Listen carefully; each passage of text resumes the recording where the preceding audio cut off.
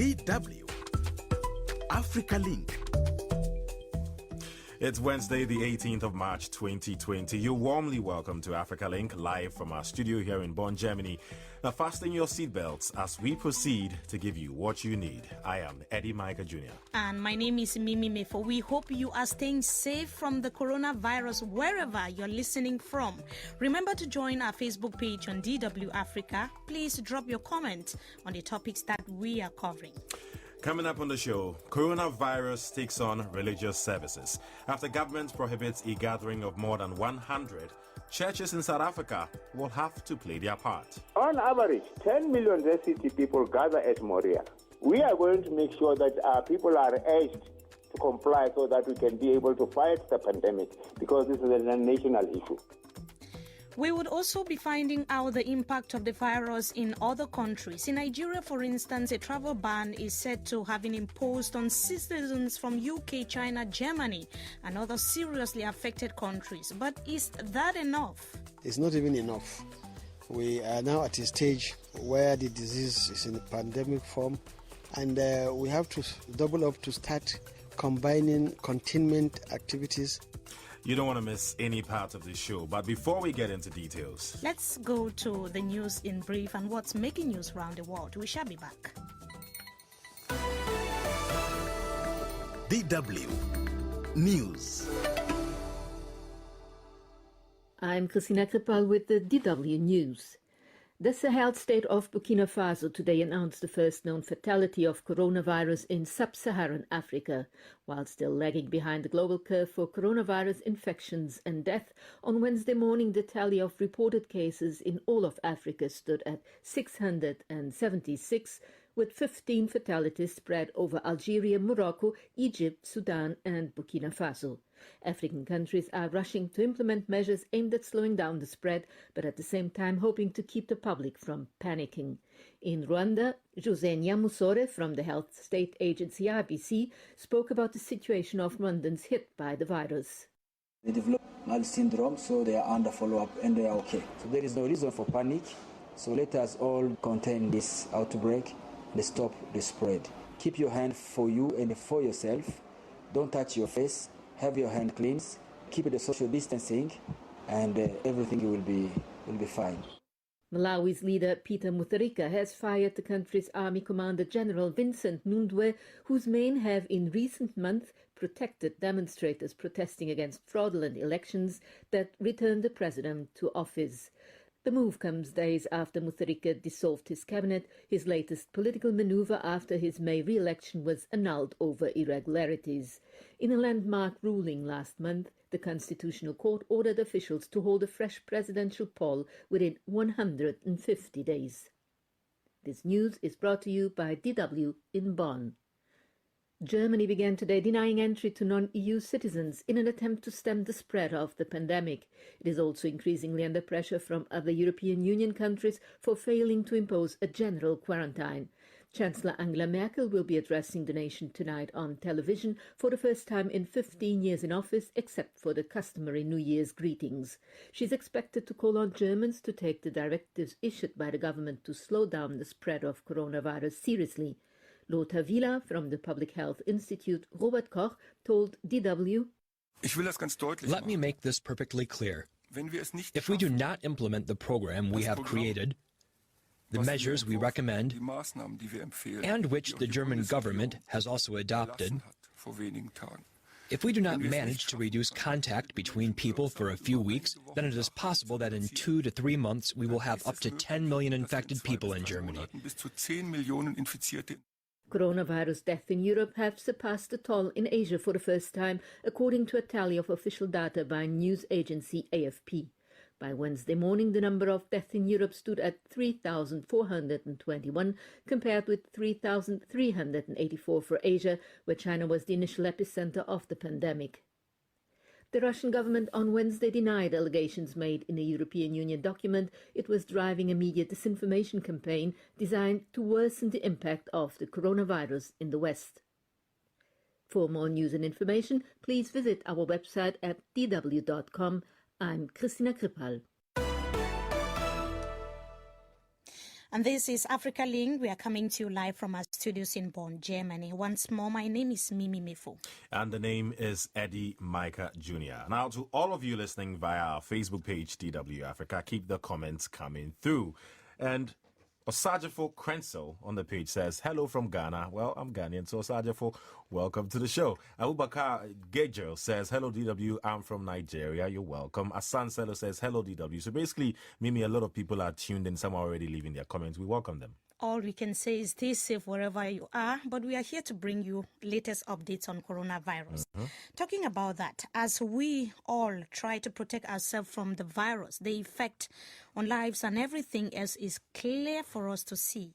There's panic in Gambia as the country becomes the 31st African country to be infected by COVID-19. And in South Africa, churches have been affected as well as congregation numbers are reducing drastically. This is quite a huge impact on the church as well. Definitely. And in Zimbabwe, flour commercial farmers who export to the Netherlands can no longer do that. Now, let's go to our correspondents in these countries for more on these developments. My name is Omar Wali, DW's correspondent in the Gambia.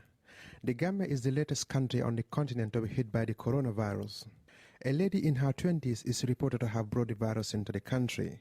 The patient returned to the Gambia on the 15th of March from the United Kingdom through Banjul International Airport. The patient is currently in isolation and receiving medical care. A day after her arrival from the United Kingdom, she started to have fever and decided to self-isolate at home. The announcement caused panic in the country. The president already closed off schools, including universities, effective today for 21 days. Public gatherings are also suspended, including open markets and religious gatherings. Gambians, however, took to the social media platforms, calling on the authorities to close the borders with Senegal, the airport and seaport as well. I am Tuso Kumalo in Johannesburg. Churches here have a big headache as to how they are going to comply with government regulations prohibiting gatherings of more than 100 people. Most congregations have way above this number. Reverend Emmanuel Mutola is the spokesperson of the Zion Christian Church ZCC with millions of followers across Africa and beyond. He says the coronavirus is affecting the annual Easter celebrations that attracts millions worldwide. On average, 10 million ZCT people gather at Moria. We are going to make sure that our people are urged to comply so that we can be able to fight the pandemic, because this is a national issue. I am Privilege Mushaniri in Harare, Zimbabwe. Flour farmers who export to Europe have been hit hard by the coronavirus outbreak. Exports have stopped with the closure and suspension of trade at the flour auction floors in Amsterdam. One of the flour farmers, Claire Bailey, in the eastern part of Zimbabwe, who has not yet recovered from Cyclone Idai in March 2019, says the impact is huge. Coronavirus has had an effect which we hadn't anticipated. As a grower in Zimbabwe, we have been instructed by Holland that we must no longer send flowers there for the future. They're hoping that this will lessen maybe within a month, but it could be longer. So that's our main market already destroyed overnight. At the moment, it's having big repercussions on us. Those were our correspondents in Africa, Tuzo Kumalo in South Africa, Omar Wale in Gambia. And Privilege Mushanari in Zimbabwe. Maybe one or two comments or what people have said about the developments? Of course, Eddie, we have a lot of people reacting. We have Florence Munyek who says that in Kenya, tourism has been affected. Those who have owned or are owning flowers tea farms are counting their losses. Marketplaces closed, which means that buying food is a big problem. Yeah, these are some of the challenges being faced. Now, Chika Odineka is saying that it's not really hit Nigeria yet, and still they are feeling the economic hardships already. So what if it really affects Nigeria? And, well, he says he's laughing about the matter, but clearly this is not a laughing matter, is it?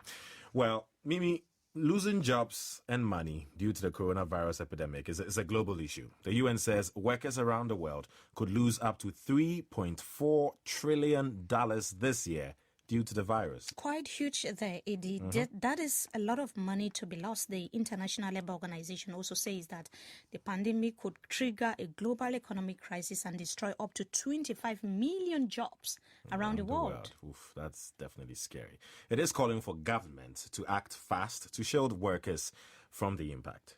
And we also have airline companies that are feeling the impact as fewer and fewer people are flying now. You know, the upside of that is that the less flight is good for the climate, right? The airline industry contributes at least 3% to global warming. And the only problem is that many of its workers around the world are likely to lose their jobs. That is definitely the major concern.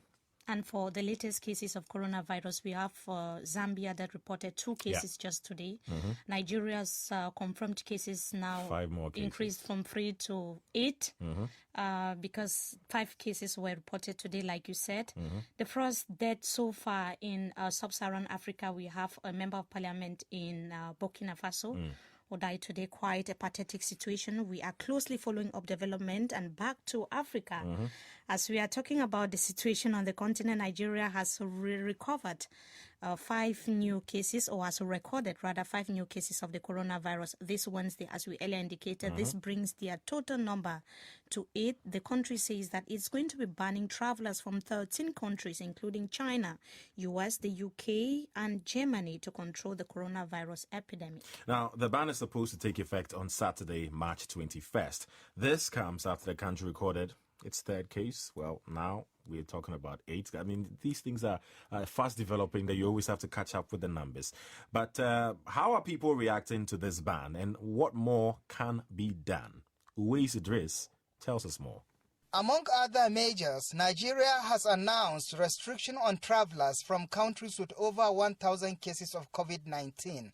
Boss Mustapha is the secretary to the Nigeria's government. The federal government of Nigeria is restricting entry into the country for travelers from the following 13 nations: China, Italy, Iran, Germany, Norway, the United Kingdom, Netherlands, and Switzerland. These are all countries with over 1,000 cases domestically. The federal government is temporarily suspending the issuance of all visas on arrival. There is already reaction and concern on the way Nigeria is handling this pandemic. But is this measure enough in a country where new cases of coronavirus infection are being discovered? Professor Abdusalam Nasidi is an expert on infectious diseases in Africa.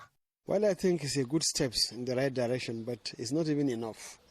We are now at a stage where the disease is in a pandemic form, and we have to double up to start combining containment activities and mitigation of impact activities. So I don't think just banning officials from traveling and to all the highly infected areas is the answer. I think we are now at a stage where we should start closing our borders, banning the travels to and from these countries that are having more than 500, 1,000 cases. Coronavirus infection is affecting many activities in Nigeria. The National Sports Festival was postponed yesterday, and some schools are rushing to finish their exams. Professor Nasidi believes Nigeria is not fully prepared to handle the problem.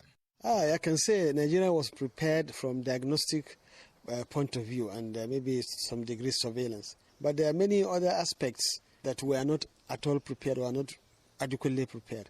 For instance, in the area of taking care of those infected, those that are already sick, and providing them with proper isolation all over the country, not just in Lagos or in one place only. How many respirators do we have? How many states have centers that will be boasting of 10, 20 respirators? The government is facing pressure to close the border. The National Assembly also wants the president to address the nation at this challenging time.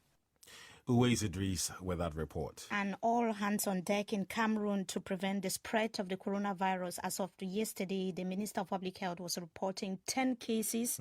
The country's citizens are in panic. A lot of people are asking questions from all the 10 regions of the country. And we are hoping that the situation gets we can be able to control it in the shortest possible time. We have to, and that is what all countries around the world are trying to do. Strict measures to have been put in place. Let's stay home. Well, we are not home, right? Classes we have to work, right? Suspended. Right, because we have to give the information to the public. It's all good. Keep it Africa Link.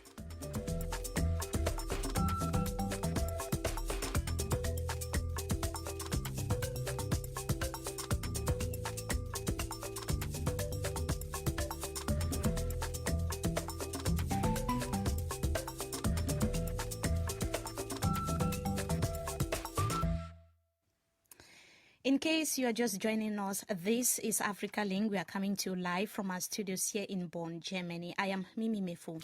And I am Eddie Micah Jr. DW Africa is the name of the Facebook page you're supposed to be, and that's where most of you are tuned in now. Komer Usman says, may God Almighty bring an end to this serious and deadly virus. I would say amen to that. Gail says, hello, live from Cameroon, and I have a feeling you're here because of Mimi, but that's okay. From Kitsis says, hello from Douala, Cameroon. Of course, I would say that he is here because of DW Africa. Now, coming up in the next 15 minutes, Malawi's opposition parties form alliances to get rid of the incumbent president. But can this work without a consensual program, AD? Analysts say that it is impossible. The only problem that comes, I think, with such alliances, it's in terms of harmonization of their manifestos. I think the issue is, do they really sit down together and be able to agree to say, what is it that we're going to really push forward? We will also take you to Soweto, South Africa, where access to affordable accommodation is getting harder by the day. You'll not want to miss out on a startup in the country which is building sustainable homes from waste. I can't wait, Eddie. But before we get there, Ghanaians are already reeling under the economic pressure posed by the infectious coronavirus as it spreads across the world. Yeah, I mean, Ghanaians are panicking just like many around the world, and the authorities are trying to tell them to keep calm and just observe, all that you should, like wash your hands and all of that. We could go on and on. It's almost like a song in my head now. But business owners in Tamale, capital of Ghana's northern region, have complained about how the virus is threatening the survival of their activities. Now, to know more, Maxwell Sook reports.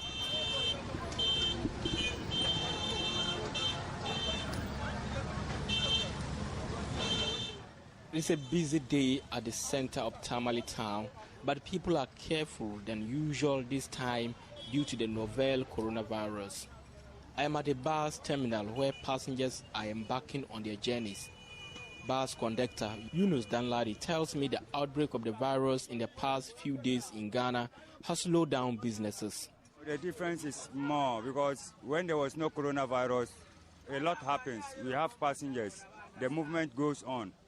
People come, they travel a lot. But nowadays, within these 3 days, in fact, the business is down. We are just managing.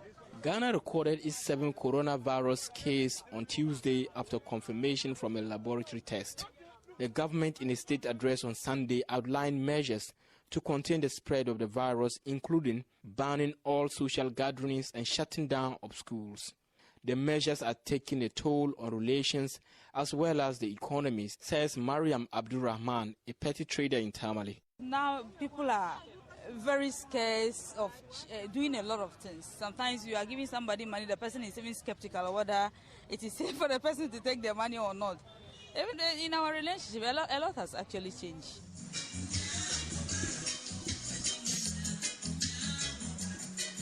Inside the biggest shopping mall in this town, people are trooping in. Shop manager Bright Asumani says there is panic buying. For now, they are buying. Maybe their idea is to stock the thing. In terms of if a government declared that the shops will not open, maybe they will get advantage that they have stocked the thing. Because that's why maybe they are buying like that. Governments across the world are closing borders and restricting flights. Dealers in foreign products are contemplating increasing their prices as a result. Adam Kweku operates a fashion shop where he imports goods from China.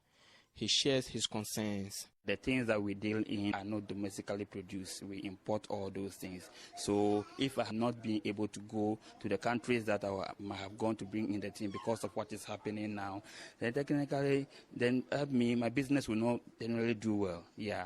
Flights apparently are even going up high. Normally, the fares that probably you have to pay to go out there and bring goods. Now, when you check, the things are changing and the prices are going up. And then the production are in less quantities now. Embassies are also limiting their services to the public. The Ghanaian government announced a $100 million fund to fight the pandemic in the country. All the way from northern Ghana, that was Maxwell Sook.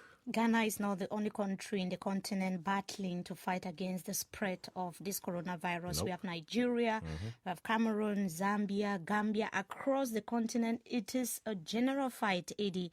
And Nigeria, on the situation in Nigeria, we asked our followers on Facebook, DW Africa, what they think about the measures that have been put in place by the government. According to Mohamed Satomi, if anyone wanted to travel to those countries, what is the essence of banning Nigerians from traveling? If anyone coming into Nigeria from these countries immediately should be restricted for 14 days for medical examination by doctors, they have no reason to be banned by anyone or anybody to travel. What do you think? I mean, interestingly, it's receiving mixed reactions, right? Some are saying, yeah, rightfully so. You should protect your borders, and that's what all across the world is happening. The US is closing their borders. European countries are closing their borders. So why can't Nigeria also close its borders to protect its people? But it's mixed reactions. Madison M says it's safe to be right where you are when you are okay and following the measures to protect and prevent the coronavirus. And to note as well that the mixed reactions is according to individual interests, but at this point in time, health first. Health first. Yes, indeed.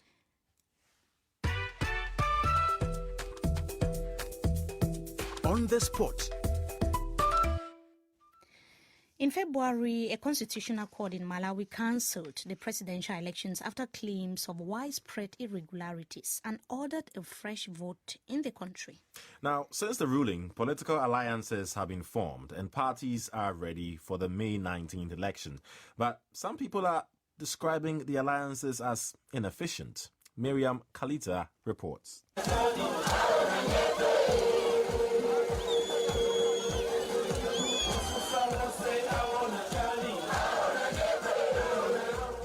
The past month has been tough for politics in Malawi. Parties have been under pressure to choose partners and form political alliances to win the May 19 elections.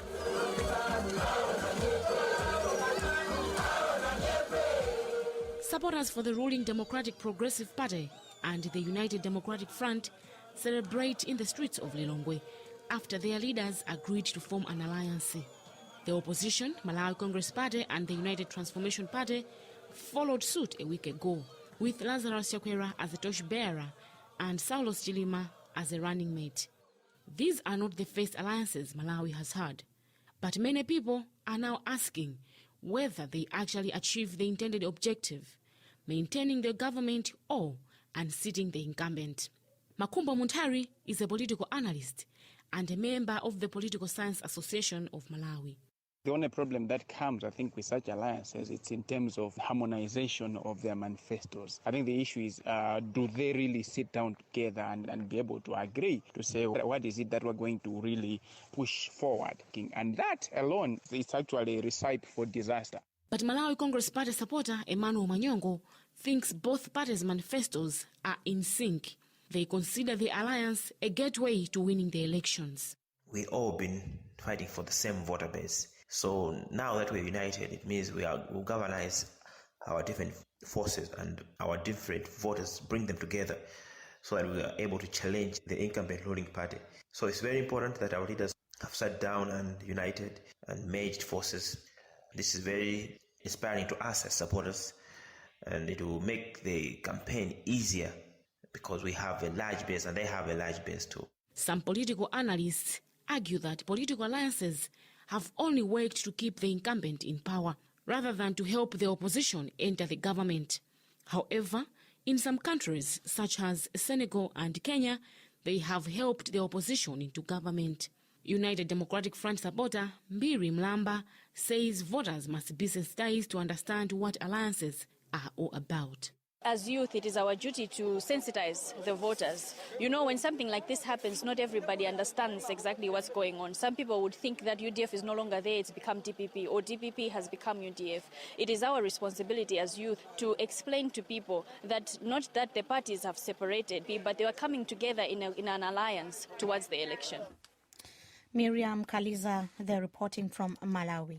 And maybe we have some comments on this particular story. Ambassador Dembe says they ran up to elections and assist in dividing voters and make sure the votes are distributed amongst contestants, something that weakens potential opponents.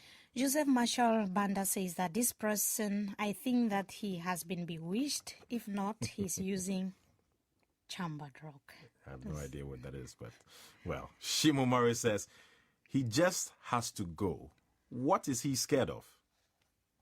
And Chiwezi says that old men of Africa are very, very stubborn. Is that true? That's quite hilarious. Thank you for your comments. Living Planet Africa. Homes in Soweto, a township near Johannesburg, used to be affordable. But as more and more people move there, affordable homes are becoming rare as well, Eddie. Yeah. Now, one startup is on a mission to build sustainable homes from recycled rubble. Nehal Jory is presenting this report by Merle Stefan.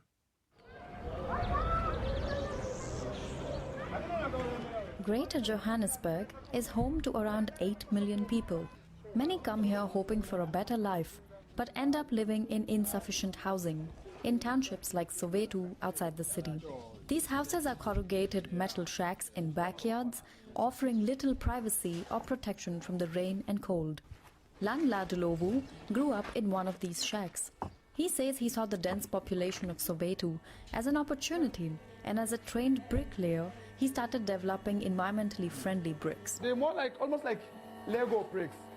Because the interlocking, you actually use 70% less cement.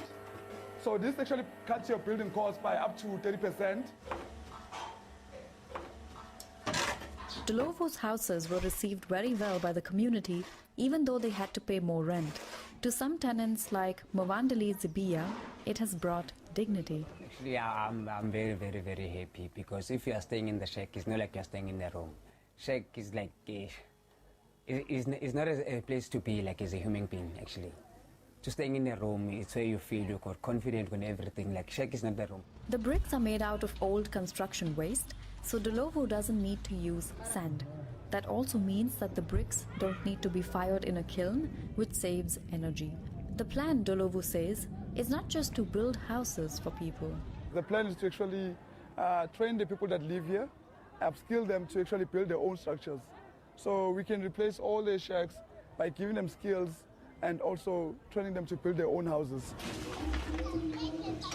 Rubble from construction sites is common in parts of Johannesburg. It is a major environmental problem. Many companies dump their waste illegally to avoid paying disposal fees. Nondumiso Sibiya could not look at the piles of waste in her neighborhood anymore, so she founded a startup to recycle it. A lot of people do waste removal, right? They collect waste and then they collect waste. But then we actually take responsibility of where the waste ends up. We rehabilitate roads with the waste, we compost it, we also send it or distribute it to organizations that make use of it. She also supplies construction waste to Dulovu's brick company. We are working out how we can actually collaborate and use the rubble as raw material for making bricks, and then we'll need people to separate the waste and crush the waste as well. At the moment, Sibiya is looking for a way to process this waste and transport it to construction sites where it can be reused. This is still a challenge. Nehal Jory presenting the report by Merle Stefan. And we go back to our top story, Africa. Eddie Micah Jr. The world is taking almost a similar measure to fight against coronavirus that is spreading across the globe. So far, the Minister of Public Health, that is the latest information, according to the state media in Cameroon, that the 3 more cases have just been confirmed. Taking the number to 13 now, is it? Yes, of course. We have 13 cases, coronavirus cases so far in Cameroon. And according to the Minister of Public Health, he's calling on everyone to be disciplined and responsible and stay out of danger and be responsible citizens and not to panic, to be very, very precise. That's what he said. And that's basically what we should do. I mean, there's panic buying going on in Ghana. People are panically buying things just in case they have to stay home. We have to stay calm and just observe. Wash your hands maybe after the studio when we're going. Wash your hands before you touch me. And, you know, what else? Just take note of the healthy measures and you should be fine, okay? But time will not allow us to dig in more. But stay safe, everybody out there, right, Mimi? And for those of you who have been joining us live on our Facebook page, DW Africa, we thank you. My name is Mimi Mefo. And I am Eddie Micah Jr. DW. Made for minds.